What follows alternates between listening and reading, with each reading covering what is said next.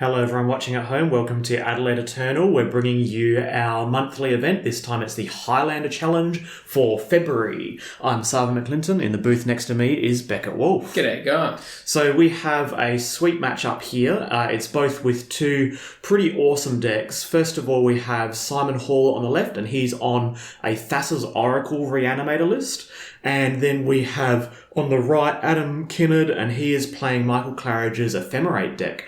So who shall we look at first? Let's look at the Ephemerate list. Okay, the Ephemerate list. So this was popularised by Michael Claridge, and I remember Adam looked at it. He saw the list and just went, "I just want to play that deck. It looks so good." So the card Ephemerate itself is really important in the deck because it allows you to essentially blink creatures that produce value, but not just value, often combos that just let you win the game.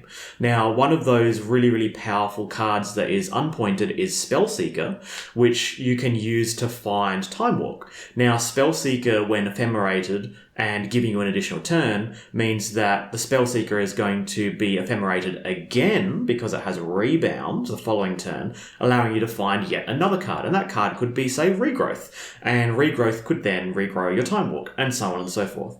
The deck itself wins via combos, so it's got a number of different combos that you might remember from back in standard times, like the Felidar, Guardian, and Saheeli Rye combo, which allows you to make essentially Splinter Twin-esque hasty critters and win the game, right? And then it can also find those things via things like Imperial Recruiter, and Eldritch Evolution and other types of ways with a little bit of redundancy. Neoform is also a card that has seen play in Modern? Yeah, it's the blue-green birthing pod ones. Mm-hmm. Yeah, and that's another 0-point birthing pod parallel. I want to find all these cards that let me, consistently get my critters. Note that there's also the powerhouses in the form of Wrenn and 6 and Teferi Time Raveler, making the deck a solid 4-colour deck. So how about we have a look at Simon's? Simon, at first glance, is on Reanimator, and he's playing, you can see he's got 7 guys, big guys, including Niv Mizzet per run, and I really like Niv Mizzet in that list. Niv Mizzet is just so strong at recurring value. I think a lot of the old Reanimate lists played one big, Emrakul or something like that, tried to win with it. And speaking with Dan Abraham, it's more about getting a guy that can get you recursive value, because you're not going to win with just one guy. You need to be able to get at least 2 of them out. So I really like that dude in there. He's also got World Gorger Dragon. If you've ever played the old vintage, and there's a legacy list as well. I really like the vintage list. But it flickers with something like Necromancy, which is an enchantment. And you can get infinite mana and infinite ETB. So I like the innovation of the Thassa's Oracle in this. Well, he's also playing the new Thassa's Oracle, and I was just asking Sarv, I'm like, 2 points? Is it really 2 points? I haven't played against it, and it just seemed to be an absolute consensus when I was, reading about it on Facebook and the Discord and hearing people talk about it, and everyone was like, yeah, 2 points. It was largely one of those things that I didn't feel was very contested. Everyone just agreed. Everyone's very, very happy to play it at 2 points. You can see it in Simon's playing Tempo, Esper Control, lots of these different lists that allow you to kind of have a vintage-esque Time Vault Voltaic Key 2-card package where you just kind of win with Demonic Consultation and its replacement Tainted Pact as well. But yeah, that's a really sweet little way for the Reanimator deck to win when its Reanimate package is turned off. So your opponent kind of goes, okay, I've brought in 3 or 4 graveyard hate cards or dedicated cards so that I don't lose the Reanimator matchup. And he just goes, oh, I've got 3 mana. I'll just Thassa's Oracle and Consult and win the game. He's also playing Underworld Breach, which is now a point. Very similar to Yawgmoth's Will. 2 mana Yawgmoth's Will, not quite, but almost. And I think that's really cool because he's going to fill up his graveyard really quick with cards like Gifts Ungiven and Frantic Search and Thought Scour and Careful Study, which he's naturally playing for the Reanimate package anyway. Don't think there's a combo there with Underworld Breach. It's more just like a Yorg's classic Yorg Moss in Vintage, which is just for value. Yeah, and he can go, well, I've got my Idiot in the bin, and I've got my Reanimate in the bin. I can just cast Reanimate now. Yeah, I think that in the past, Yorg Moss Will has sometimes been used in Vintage as that kind of, okay, 7 mana, I'll win the game, because they kind of go Yorg Will, Time Vault, Voltaic Key, take the infinite turns. And he's kind of doing the same approach here. He's going for the longer game. He's got a lot more grindier cards like Gifts Ungiven, but also more spiky combo, like 2-card combos, and the Underworld Breach will let him replay those 2-card combos. Yeah, that's right. And he's also got like Lotus Petal, Dark Rip, which work well in the bin with that. Shall we? Let's go down to the game. So Simon's on the left, is it? Yep, Simon's on the left, and he's just drawing his 7. I think we'll find out whether there are any mulligans. We'll see if a mulligan is resolved. They're both on combo. Who's favoured? Yeah, I think that if Simon's on the play, he's favoured in this one because the Ephemerate deck doesn't really have much in the way of... It's a bit more like stack interaction. It's got... I think... Well, the Ephemerate's got like Path to Exile, I noticed, and Spell Snare and a few things. But they're more board interaction. They kind of answer when something's happening rather than when something's engineered. It's a mulligan to 5. All right, that's pretty savage for Simon. But remember that if he is on the play, which he is, he's more likely to be able to kind of just go off than the Ephemerate deck. The Ephemerate deck is kind of more of a... If you compare it to... like Melirapod, let's say. Melirapod is a grindy mid-range deck that has a combo finish. Ephemerate can sometimes play, but it's the grindy mid-range game, but it's closer to the combo finish aspect of that because the Ephemerate deck is more likely to be attacking with, say, 1/1s, whereas, say, a Melirapod's going to be attacking with 2/2s. So it's if they're on a spectrum, this is closer to the combo than the mid-range. It's a good hand, although maybe lacking like an ETB guy and a land, but that's about it. I mean, you've got turn 1 Shaman into turn 2 Teferi. Inquisition here, very good against the combo deck, but not very good when you've multi-5 because you sort of don't want to be trading card for card. Is he almost 100% taking Deathrite Shaman? I would take Deathrite Shaman, yeah. Unless Path to Exile and you just say, hey, the only way I win is with an early Grizzlebrand. Yeah, there it is. Yeah, so Deathrite Shaman is the reason that hand is insane. Yeah. Well, against Reanimate, I mean... even without that, I mean, like turn 1 Deathrite Shaman, turn 2 Teferi. That's right. And then have Spell Pierce up. It's so good. It's a good hand either way you look at it, I think. And But once the Deathrite Shaman is gone, I think the hand's actually...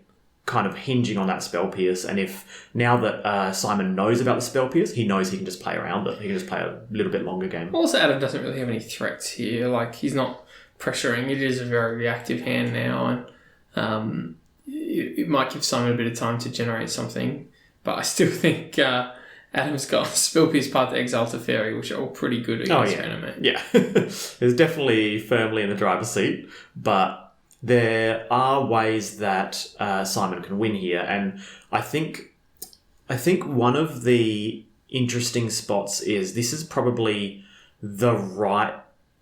Oh, nice, Lanoi Elves. This is probably the right example, or the best example of why having Thassa's Oracle in the deck is good, because, your opponent's got Path, your opponent's got... Spell Pierce, your opponent's got Teferi. They are pretty well positioned to stop your reanimation style combo. But with the Thassa's Oracle, there is a possibility that, without knowing Thassa's Oracle is in the deck, Adam's very, very comfortable, say, tapping out on turn 3, playing Teferi and passing the turn. But then it turns out that putting the shields down on Spell Pierce is, the nail in the coffin for him. Yeah. I mean, that's the testament to the power of Thassa's Oracle when you were just explaining to me before that if you try to Abrupt Decay in response, the you win the game trigger is a trigger that actually goes on the stack. I just assumed it was like Lab Maniac, where it's like if you have 0 cards, you win the game, but it's not. Yeah. The winning of the game goes on the stack. So if they Abrupt Decay your Feller in response, your Thassa's Oracle in response to the consultation, you still just lose. Yeah, it's nonsense, isn't it? Now, this is actually an awkward spot because Savannah was fetched with Misty Rainforest. I think it should have been Tropical Island. He's playing red, right?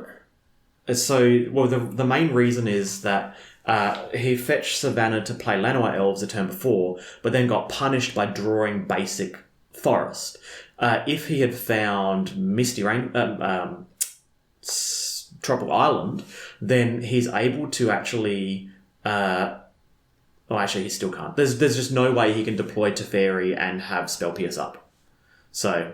Because that was the main thing that I was thinking, like, he wants to have 4 mana available with Llanowar Elves. I mean, honestly, that's one of the issues with Llanowar Elves, is that it taps for the same colour that it costs the same colour that it produces. And, you know, I'm playing Elves of Deep Shadow in my junk list, and it costs you a life. And their life adds up, and it's relevant. And people have asked me, like, why are you playing this? Why don't you just play Llanowar Elves? Green, black, like, is black that important? Why don't you just play another swamp? And it's not about that. It's because... And I'm not saying Elves is better than Llanowar. I mean, they've got their own benefits, but, you know, that's why. It's because the ability to produce the mana that you don't currently have is really, really relevant. Yeah, which is why Abyssin's Pilgrim is, like, really quite high on the list. Yeah. And this is all obviously once you've lost Birds of Paradise. Birds of Paradise, Noble Hierarch, Thresh, secondary to these, you know, all-stars. Yeah. So this I like Charming Prince. He's new. He's good. He's really good at Pioneer, actually. Oh, okay. I like to look at those sorts of formats to see like what's on the up, and how to apply it. People are pretty high on Charming Prince. So cool. Yeah, because I remember that you played Lone Missionary in your sideboard a lot against Burn, whereas there you go. Whereas Charming Prince is a little bit worse than Lone Missionary against Burn, but better against everything else, right? Well, I think you made the point though that, you know, the reason he's in my board is for Burn. So just keep him. I've never seen anyone play like Lone Missionary other than me. I still like him. I'm still high on him. I think it's a respectable choice in the right meta. When your meta is full of, you know, black-red aggro and trades with a Viashino Pyromancer or nice. Whatever, a Goblin Ravemaster or a Goblin Guide, and effectively gaining you even more life. I like it. Anyway, that's a different deck. Completely different. So Charming Prince flickers as well, so that's part of it. I assume he's playing Resto Angel? In this deck. So in the Ephemerate deck, the blinking aspects are really important, mainly for blinking Spellseeker. So this is a collective brutality, discard something to escalate. Yeah, but I think, doesn't he just get eaten by Pierce here? Well, it's possible that he's baiting out the Pierce. I don't know. I think he's discarding... The tricky part here is he's discarding a land that he would otherwise play to play around Spell Pierce. So that should send warning signals to Adam. Like, what does that mean? You know, what he hasn't played a land drop. Is he asking to honestly, get what could he have? Pierce? He's got 1 mana and then, there's no fatties in the bin. Or he's kind of like trying to use the Spell Pierce up, right?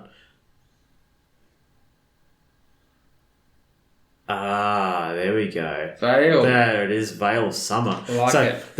That's the kind of thing where it's like, you know, it's telegraphing something is up, and you're going, is this an elaborate bluff? Like, you're discarding the land that you would be able to play for the Spell Pierce. What is it? And yeah, we couldn't think of what it was at the time. Understandable, but it's main deck Veil of Summer, and I'm extremely high on main deck Veil of Summer. In the right deck. In a combo deck. In the right deck. Not even combo deck. They're in not just combo decks, I mean. I think Veil of Summer, some of these lessons can be taken from Legacy even. In Legacy, people are playing Veil of Summer main deck, a single one main deck and then two on free side. I've seen 3 main deck in that green show and tell deck. Yeah, obviously in combo, but I mean in control, like Bant Miracles. Bant Miracles plays 1 main deck Veil of Summer. That's how good the card is. Oh, here comes Teferi.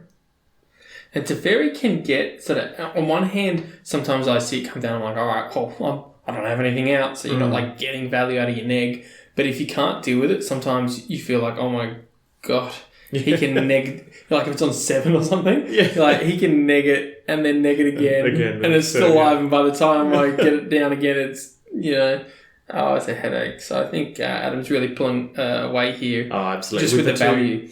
These 2 creatures here are pretty much... 2 planeswalkers are pretty much the reason that non-black decks are actually viable again now. Whereas in the past, it was just a no-brainer that if you're going to play 4 colours... You want Leovold. You're going to want Leovold, you're going to want, red for Colligan's Command and Dak Faden. Like, it's just so obvious that you are going to play non-white as your set of 4 colours. But now with these 2 powerhouses at 0 points, it actually diversifies the format to the point that people don't have to make the obvious default choice of playing Colligan's Command and Leovold. It's an interesting point you make, actually, that this is sort of has a taste of greed creep about it. Yes. That where I'm playing 4 colours, I'm going to play the best cards in Highlander. Mm-hmm. And greed creep is something that at the right times you want to punish, and at other times you want to encourage because it diversifies the format. So if someone if there's a bunch of greed creep and it encourages people to morph their decks against greed creep, i.e. they play Blood Moons or they play hyper-aggressive decks that are able to push through and, price of progress the opponent. There are definitely... Stoneforge, very nice. Yeah, Stoneforge. There are definitely reasons why you sometimes want greed creep in the format. There are also other times when greed creep is so strong that it can kill the aggro decks. The aggro decks can't actually kill you before they stabilise, and they can actually play through especially with white these from days. Raw power. Yeah. So you've got cards like Knight of Autumn that you could main deck. I'm not sure if Adam is main decking Knight of Autumn, but it sounds like a good one to me. But, cards like that, which can really tango with an aggro deck, make it almost, as you were saying, like a better choice than black in a lot of cases. Exactly. And so that's why at the moment it's an opportunity for the format to settle, to see exactly how the red and 6 at 0 points and other things work in terms of encouraging. I mean, at this point, even if Simon got a Grizzlebrand out, there's no, he can't pay 7 life, he can't do anything instant speed, Teferi can just eat him. Yep, and he's playing Knight of Autumn in the sideboard. I think it's mainboard card, but anyway, that's it depends on the meta, hey. But it's so main deckable, right? Like if at worst it's a 4/3, but it's usually going to have the target. It's usually going to do something. I'm sure there's a lot of difficult slots. I've never tried to put the deck together, so I wouldn't comment too much on that. But I think it's pretty largely wrapped up here for Simon. I can't imagine what he has. There's definitely ways to win though. That's the thing. Do you think He's not out. Yep. Just with Thassa's Oracle. Right? That's it. Just win on the spot. Like the Path to Exile will mess with a lot of his plans. If he Especially tries to reanimate a Niv Mizzet or something. Well, there's Teferi's out as well, so you can't do it. Oh, he can't respond to the trigger. Yeah. So he can't actually use Thassa's Oracle against Teferi. I think I just totally missed that. Yeah. So even Thassa's Oracle doesn't do it. Through the breach. Yeah, through the breach into Grizzlebrand attack. No, still going to get pathed. through the breach into Niv Mizzet, draw a card off. I think Teferi is enough of a dampener here that it just... Okay. I'm still going ahead and saying there's 0 chance, but let's see. He could bait something, so he entombs something. It gets Path to Exiled when it gets reanimated. Then after that, he reanimates something else. No, it doesn't work. He reanimates the same thing. I honestly think even if he had 2 fatties out at this stage, I can't see how he gets... There's no out, alright? Yeah, it's a great little mid-range strategy because every little critter's got this ETB ability. So it doesn't work quite as aggressively as, Abzan would, but it still can tango with 2-for-1s. And that's the thing. With normally mid-range is unfavoured against combo like this, but it's all about role identification. So in this match, Adam identified that his role is to play the tempo game, and coupling Spell Pierce with Teferi Time Raveler, he was able to, present a kind of... And even Path, to be honest. Obviously, he hasn't cast a Path, but just knowing that he's got a very, very cheap interaction means that he can be aggressive, and it only costs him... he only has to keep up a mana, really. Yes. And that's what we saw him doing when he had that Spell Pierce on the Collective Brutality. He only had to keep up a mana and still deploy his game plan. So moving to sideboards, do you want to take us through Ephemerate sideboard? Yep, so... Adam has accessible a number of fast cards and slow cards. So an example of a slow card is Highlander Archmage. This is really, really good against combo decks and control decks, but it's also a very slow card. I don't think he can actually afford to bring in slow cards like that against a very fast is not the fastest, but a faster combo deck. Instead, he's going to be leaning on cards like Return to Nature, which I think is actually an incredibly good card at the moment. It's being played in Legacy, in Banned Miracles. I'm playing it in Highlander quite a bit. The reason is normally I don't leave home without 3 sideboard slots against graveyards. I just will never go lower than 3. That's just a rule for me. And it's usually because I play decks that the one way that you can lose when you're so far ahead is because your opponent, starts Life from the Loaming Strip Mine, or, they just are able to interact on an axis that you are unable to interact with. So I think Return to Nature is really, really valuable now because you're able to replace that 3rd sideboard slot that might have been Fairy Macabre or, something along those lines. Or one of the slow ones like Relic of Progenitus, which would also take 2 mana attack to use. With this Return to Nature, you get to pinpoint removal something when needed, and it also happens to hate on a variety of other archetypes that you need a slot for. So it's a really, really flexible additional. It's one of those cards that's like, quote unquote, not as powerful as Nature's Claim, or like Force of Vigor or something like that. Yep. But really, when you're putting in a silver bullet that blows out what your opponent's doing because they're on an artifact deck or an enchantment deck or a graveyard deck, does it need to be 1 mana? And instead you can have that flexibility, and it's still pretty silver bullety. It's no Null Rod. Exactly, and it's also no Tormod Script. Sometimes you just need it to be 0 mana. That's right, but you're still going to be hopefully blowing out your opponent in that instance, so the flexibility is worth it. Yeah, I would compare it to a card like, let's see, a good main deck example is Izzet Charm. Izzet Charm, you don't want any version of it. You don't want 2 mana Spell Pierce, you don't want 2 mana Shock a Creature, you don't want 2 mana Faithless Looting.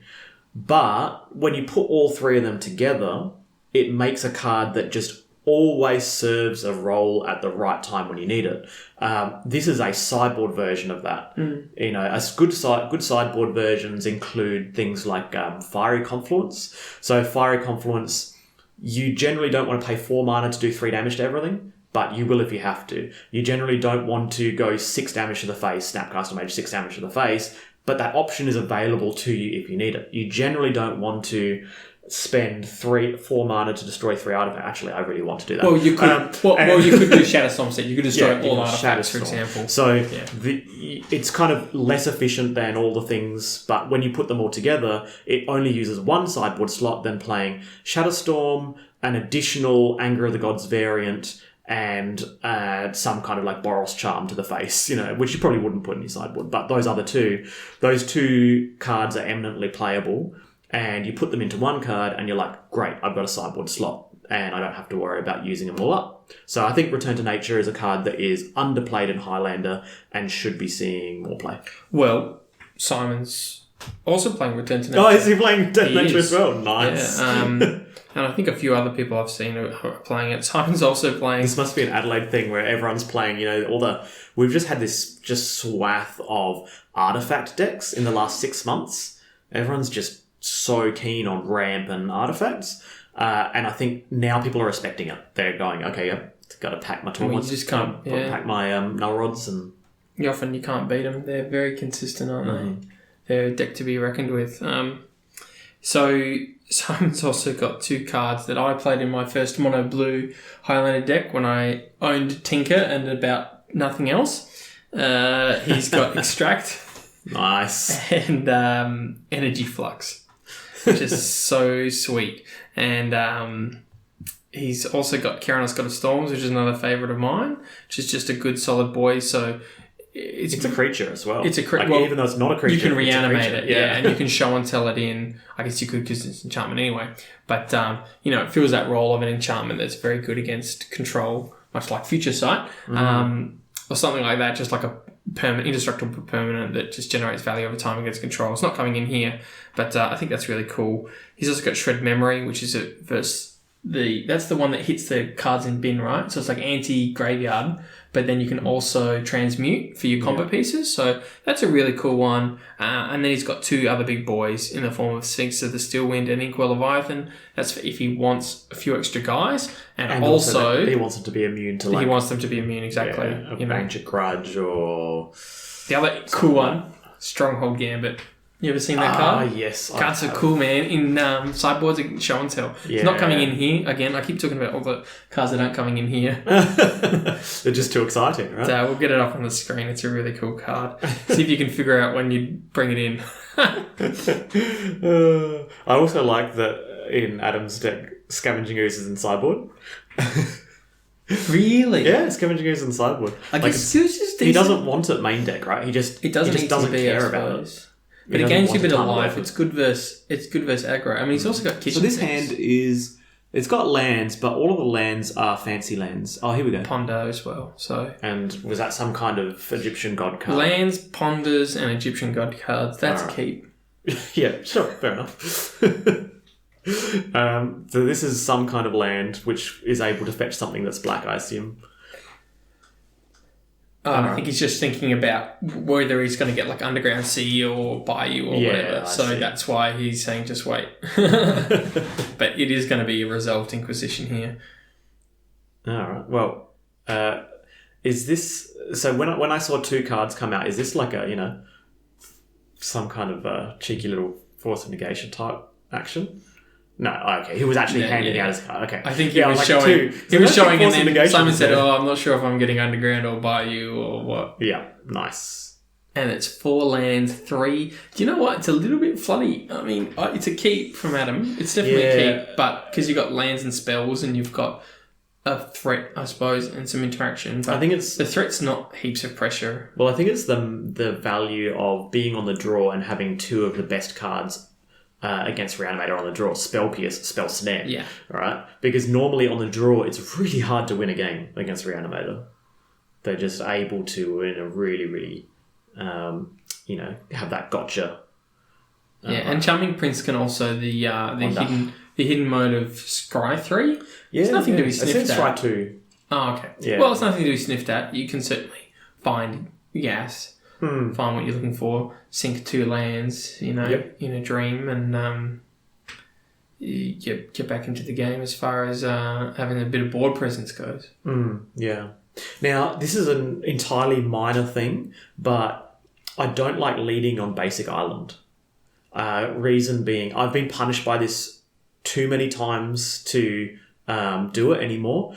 I think I lead on fetch land because you can always fetch a blue source, but if you top deck Renin 6 on turn 2, it's like, just so painful. When in a 4-colour deck, you're going to run into that. Yeah, like 4-colour decks, you often end up playing the best of the best cards, and often the best of the best cards are usually double pip mana, and things like Dreadbore or Renin 6, just cards I'm thinking off the top of my head. They're usually double pips, 2 different colours, and if you play your basic land on turn 1, even though, you may make yourself immune to Wasteland or something, I think the value of just playing a fetch land is so high. Plus, the other thing is when you got that many cards in hand, lands in hand especially, do you care if you get Wastelanded? I'd be like, my opening 7 has a few too many lands in it. Please, Wasteland me. Lotus Petal, okay. Was that the Egyptian God card? Could be. Okay.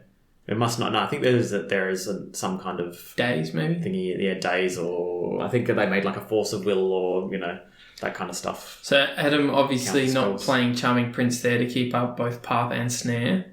A conservative play, but very decent since the interaction's so cheap. You might as well just wait one more turn, then you can play Prince and keep up Snare. It's a cost benefits analysis. You kind of go, I tap out to jam Charming Prince, I get 2 extra damage in. Or I lose the game. Yeah. So I think it's better to do that. That's right, and there's plenty of opening hands that just have like, 7 cards in hand. Yes, I've got the combo on turn 3. Yeah. So this, you can see where the basic land here, like, it wasn't a liability, but it could be, because, he wants to fetch Tundra at that in this particular situation. Well, if he draws Ren and 6. If he draws Ren and 6 now, like, because he's played Tundra, yeah, exactly. Yeah, it's just something that I've encountered a lot when playing Ren and 6 in my 4-colour decks. And I'm over it. I'm over just top decking Ren and 6 on turn 2 and being like, why did I lead on basic island or, basic planes? Well, Simon here didn't have his third land. He doesn't really need it, to be honest. But, I guess you can start drawing some theories about what might be in his hand. Obviously, it's full of gas, but it's probably not full of draw discards. Or it does have draw discards and doesn't have fatties. Yeah. And so he doesn't want to draw 2, discard 2 non-fatties, and then top deck a fatty. Yeah. So and I'd also say maybe he's playing around Spell Snare. He's kind of got a crucial card in hand that is. There's a lot of options, but you can start to sort of formulate. All right, well, what does he have? So this is 3 mana. So show and tell. Whoa, this is going to be backbreaking, I reckon. Doesn't cost 2, does it? Doesn't cost 2, and there's no chance. You get a Verdant Catacombs in though. Oh yeah, could ramp, right? Yeah, it's going to be hard to ramp against Kozilek the Great Distortion. Is that what his name is? I think it is. It's a cast trigger, but you still get to discard a card to counter. So if you discard a 2-drop, you can counter a 2-drop. Mm-hmm. I believe that's what it does. I think it's mainly just keyword big. It's keyword. It is certainly keyword big. I believe it's got path, keyword Annihilator, and it can protect itself. I don't think this one does have Annihilator. I think it's like Kozilek, the Great Distortion is just... Or maybe it does. They usually all have some They're meant attack. to all have Annihilator, right? Well, or they've got that one that, exiles 20 when you swing. Yeah, that's it. They've usually got an attack. I think he's almost always played just for the, hey, I can counter a removal spell on me, and... It's like what I was saying, you want something that protects, you don't just want... Yeah, something that attack. I couldn't say it. He's got Menace. That's what he's got. Baiting me with Menace. Yeah, Menace. Not as good as Annihilator 6. No. Not as good as Exile top 20. Annihilator 4 even. But, hey, 2, Menace. Don't knock it until you try it. You ever played against Goblin War Drums back when you played? Menace. Oh, we got there, able to just casual. Get around your casual Goblins deck or something. Mate, Goblin War Drums was brutal. Is it just so scary that you hear a tribe of goblins drumming up a storm? You just can't block. Yeah, so the cast trigger lets you draw up to 7. Right. Which he obviously didn't cast Probably never encounters that in the deck. So I believe not. It goes to show how important that counter ability is. Exactly, especially, well, I think Dan was saying that he really likes... was it? No. It was Riley Beck said he really rates Kozilek. He's been playing Reanimator for a bit. But yeah, you certainly can't hard cast it because I think it also goes 2 colours. Oh, look, there we go. Counter the Brainstorm with an Entomb. Perfect. That's exactly the situation, right? How is he on 6? Menace got you.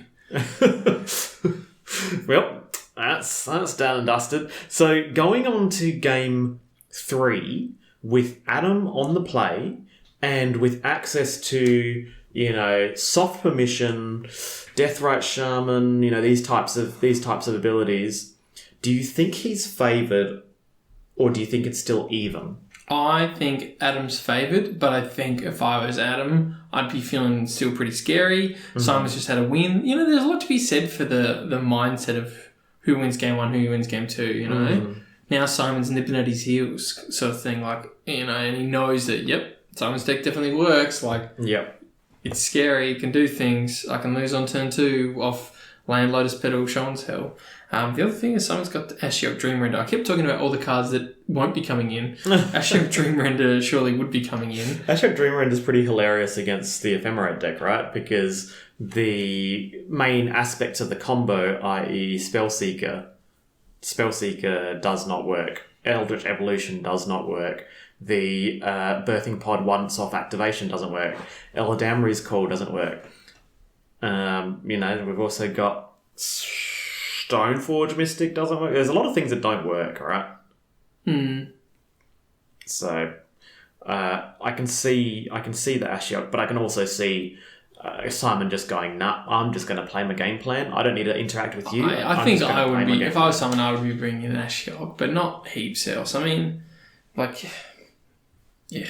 I think it depends on the cuts. I think he just stays lean and mean and just goes, look, I'm just going to try and interact with you with my disruption, with my hand discard and protecting my combo and then doing my combo rather than worrying too much about stopping Adam's combo. I agree. I'd still take it in. I'd still bring it in though. If you're not bringing it in against a combo deck that searches for combo pieces, then why is it in your deck? So Adam also gets to bring in his own Veil of Summer, which we haven't seen yet, but note that each of these games has been characterized by Simon Duress Inquisition Thought Seizing, the DITS package, doing some kind of DITS on Adam's hand. Each game has featured that. And in some, it's featured multiple times. I believe game 1 was Inquisition Thought Seize and Collective Brutality. Yes. And so, Veil of Summer, in Highlander, actually in any format nowadays, if you see your opponent has access to green mana and it's post-board, you can 100% assure that there's going to be a Veil of Summer in their deck and you need to be careful. And you need to...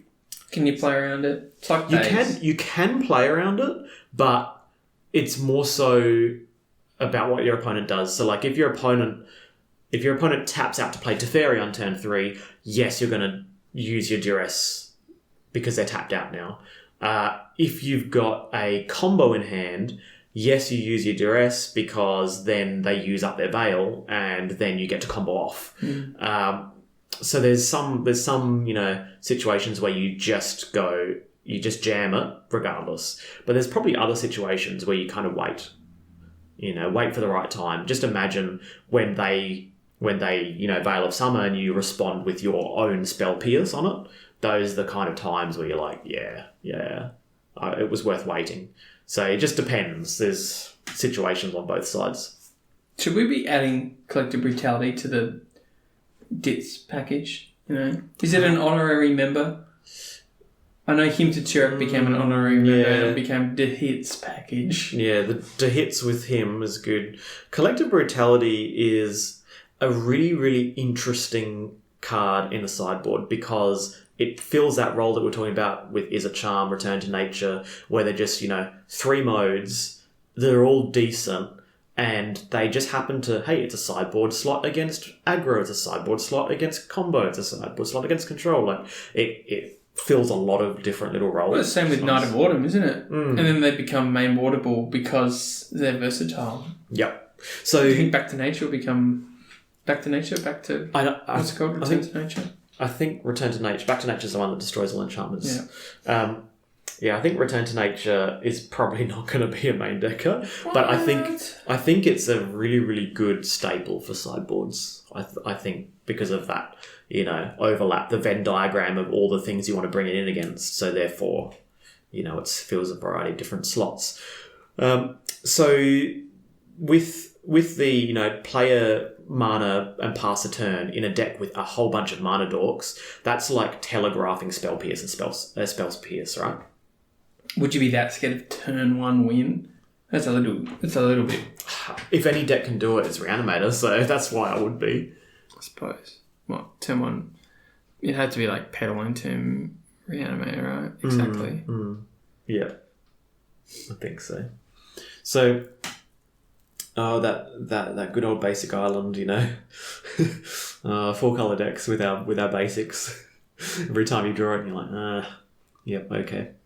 Sometimes you want it, sometimes you don't. Now, this is a great example, all right? So this means that, he didn't actually have Spell Pierce, because otherwise he's tapping off Spell Pierce.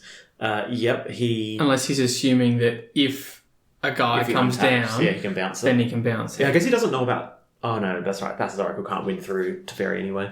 But, no, I think if he had Spell Pierce, he would have waited an extra turn. So, this might be one of those types of cards where, depending on Simon's plan, it's not actually that scary. Oh, it's Egyptian.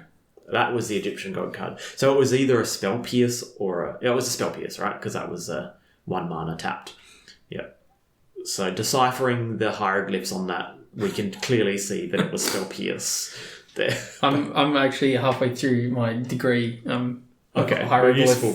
Hieroglyph translations. Yeah. You're only allowed to play it if you've got your honours. Okay, that makes sense. Yeah. You should be able to translate it for your opponent. Yeah, that's right. You need to be able to translate it for your opponent. Yeah, that's it. Because sometimes the judges don't know. They should. Well, that's right. They haven't done it's a 3-year degree just to be able to read a magic card. And then the honours year, of course. That's it.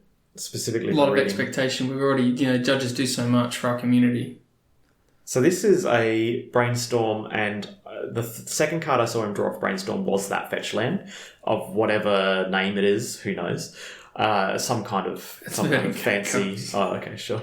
I mean, it could be a shock land as well. I don't know. I regret knowing that, but I believe it's Fetching Catacombs. Birthing pod here is sweet, right? I missed that. Yeah. So Adam's just jamming birthing pod, allowing him to say untap, play a mana dork, immediately go up the chain.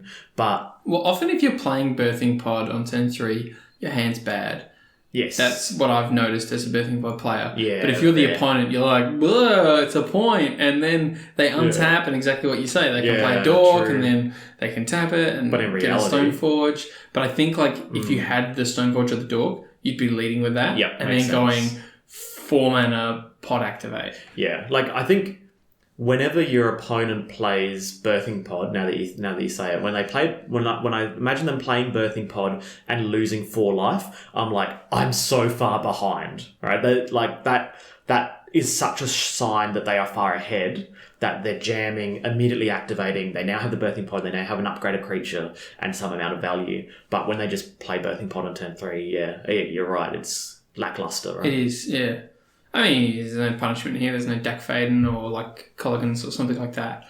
Yeah, Reanimator takes full advantage of deck fadings, draw its card. I mean, there could be, instead of red, there could be a Colligans here in response to an ETB creature. You go Charming Prince, ETB Scry, and you go Colligans, see you later. I just I didn't know you wanted Grixis Control.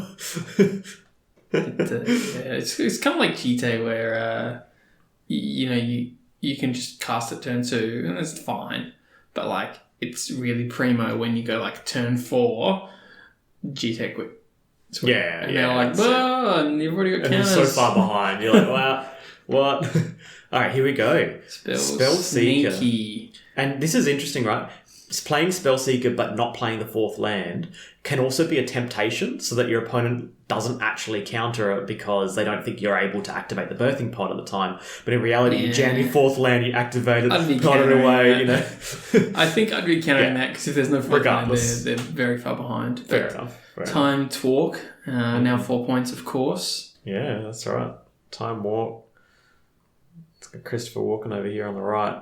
Going to be walking up in the place. He's going to go and take a variety of turns. A beautiful card, Frantic Search. Frantic Search is so good, hey? It's just, I really like it. I like the art. I like that it costs 3, but it also costs 0. It's like Faithless Looting. Yep. But you have to be at 3 mana before you get the 0 mana Faithless Looting. And when you can ramp you when you got Ancient Tomb. And when you got Ancient Tomb, or when you've got Gaia's Cradle out, I very much enjoy... Tolarian Academy, yeah. Gosh. I enjoy untapping my Gaia's Cradle and then adding another 8 mana and then... Playing a bit of Vintage. No, not even. What is that? Well, that's... EDH. Well, I should play that in Highlander. But you know where the best place is for Frantic Search? What's that? The Adelaide Eternals own format classic. Oh, yes. Yeah. What a beautiful, beautiful format for a beautiful card. That's it. Frantic Search is legal as a 4-of. Can't get to play 4-of anywhere else. But turns out when your deck isn't full of search effects, combo can't take advantage of it. And it's just a really, really sweet card that you can put together. The other thing about Frantic Search is it's also like a Ponder/Preordain in that he's now dug 2. So he got to discard the 2 fatties in the form of Elishon and Inkwell Leviathan there. But he's also now, presumably got a reanimate spell because he's been manipulating his hand Yeah, he's been setting it Is up. that Dance of the Dead? Dance of the Dead. Animate Dead, except slightly worse because you have to pay 2 to untap. Yep. Yeah, you basically got it. It's not much more complicated than that. Surgical Extraction, Mental Misstep. Hello, 0 mana Look spells. at that. Look at that. And this is a Adam nice way. Adam would have felt pretty nice with that surgical up. Oh, yeah.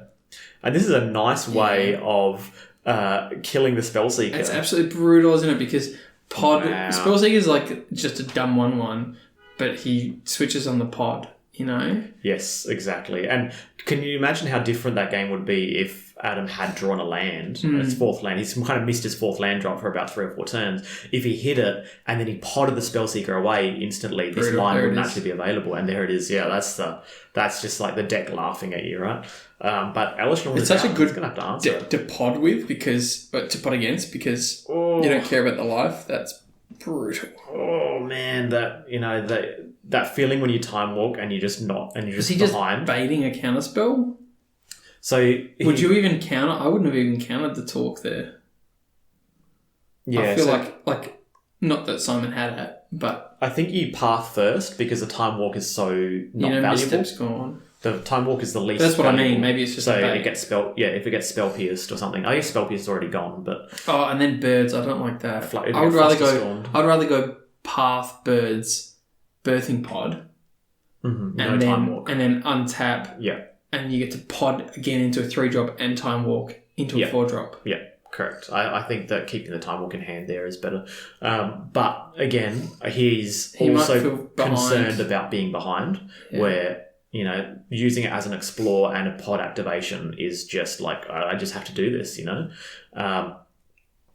and because you can also path. It might be a bit much, but you can path in the upkeep and force 2 mana to untap the Elishnorn. You sort of tap your opponent for the following turn. Yep, I like that play. Yeah, I like that play. Play. As opposed to doing it, ramping them 1 with the path, you actually tap them 2. So it's a mana cost difference of 3, which is relevant. Yeah, true. I think it was moot anyway because he had regrowth in hand, so he was already already just kind of going to lock it up. Like, okay, I'm just going to take this turn now so that I can set up a chain of turns. So I can see that now. I can see it. I still prefer my play because at the end of the day, if you just say regrowth is a 4-mana time walk, then there's not heaps of difference between our play. And it's my favourite Snake Elf Druid.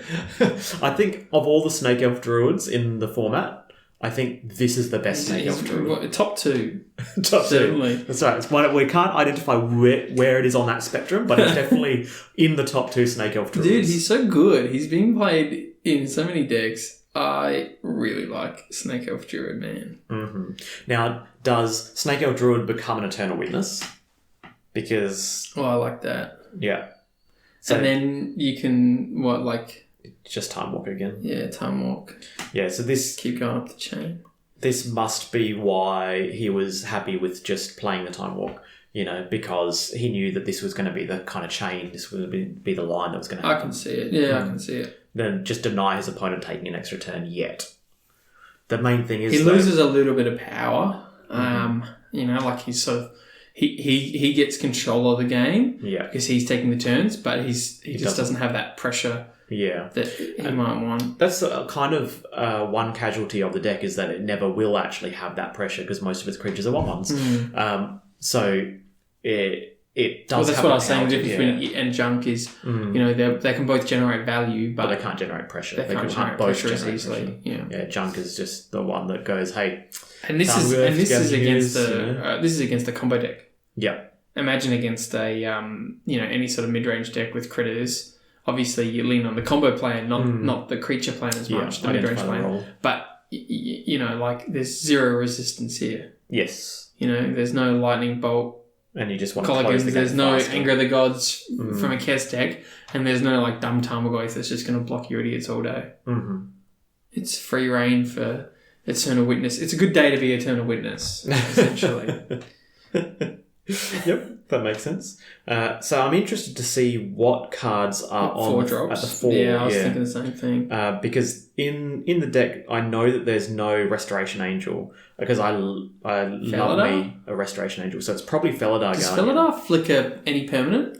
So you can flicker the pod and then go up to 5? It does because it flickers Sahili Rai. So you can go up to 5 then if you get Felidar. It's that's something. Yeah. It just depends on whether or not the deck actually has Titania in it. And I don't believe it does, so that's not its line. It's probably not doing that. But it could, say, get the Felidar and somehow find Sahili. But I don't know how it finds Sahili. I think that's just more of a natural draw style thing. Sahili's not... It's not great, but it's not terrible by Now, that's itself. great. That's a great card. So, Oko turns Eternal Witness into an elk to apply more pressure, and then the elk itself gets potted away. So Oko's really, really good against Reanimator. So what, you flicker... Oh, Glenalendra. That's the 4-drop. There Like it is. that. There it is. Beauty. Yeah, In from the sideboard. Fantastic. And I think kudos to Adam. I think that is the correct line. Yeah, He was able he's to... locked it up. I mean, look at this. He's able to get pressure, maybe slightly less pressure than we would have had with our line, but it's much more... It's better. Yeah, It's better. It's kind of like sealed the deal. Yeah. This is just not letting your combo opponent just ever get back in the game. I agree. Well done. Love it. Except for Veil of Summer. Veil of Summer would definitely ruin this. Well, does it? Because you can sack... Yeah, but then... Okay, so you sack it to counter the... So they're sacking it to counter the thing that you're trying to combo with. Then you Veil. But you could do it then in you have response sack to the it persist again. trigger. Yeah. So while the Glenalendra's still in the bin with persist trigger on the stack. No, because it's countered your spell, so... That's what I mean. So Veil trigger would will be work. on the stack, Veil would work. So Veil does work if you time it at Yeah. exactly the right time. You need to do it with persist on the stack because Glenalendra can't sack a second time. Yeah, nice. Good call. Good call. So Still, there is a line. It's quite good. As much as we know like Adam's probably winning this game, there is a line here available with a Veil of Summer and Show and Tell, I think. Oh, Necromancy. This works. Sweet card, Necromancy. Oh, is it? Oh, it's Veil of Summer! Yes! All of it. This is exactly what we said. That's so good. Now they're discussing exactly when does this happen, and Simon is a judge. Simon is going to obviously very clearly say when this is happening. So yeah, he wasn't able to counter. So the Glenalendra still comes back, but it doesn't get the opportunity to counter the Necromancy. Nice work. Although I gotta say, Well played by both. I gotta say, Simon's not out of the woods. I mean, you've got an Oko that can turn the Necromancy into an elk. Oh, it turns a Necromancy into an elk. No, that's an enchantment. It can't do anything. Oko cannot target creatures and artifacts. Yeah, creatures and artifacts. So Oko can't make the Necromancy into an elk. It also can't make the Shroudy 7/11 into an elk. So this is a legit game, right? Yeah. So here, but even still, what? So Inkwell swings face twice and wins, but Adam's still got a birthing pod. Well, Adam can turn the birthing pod into an elk, attack for 5, and then the following turn lose. No, the following turn because he's got a 7/11 blocker. I think Simon's ahead, but I think that they're still.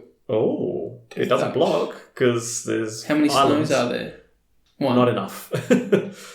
But it mainly doesn't block anyway. Because of course, island block. Yeah, but I think Simon's ahead, but like Adam's still got a lot going on. He's got heaps of mana. He's got cards in hand. You know, he's got a protection with Glenalendra. He's got a birthing pod. Eladamri's call is going to change this, right? Now, Spellseeker's already gone, Regrowth's gone, but Time Walk is in the bin. It's sitting there. Now, he could find something that recurs the Time Walk, but actually, no, I think all of his recursion is in the bin now.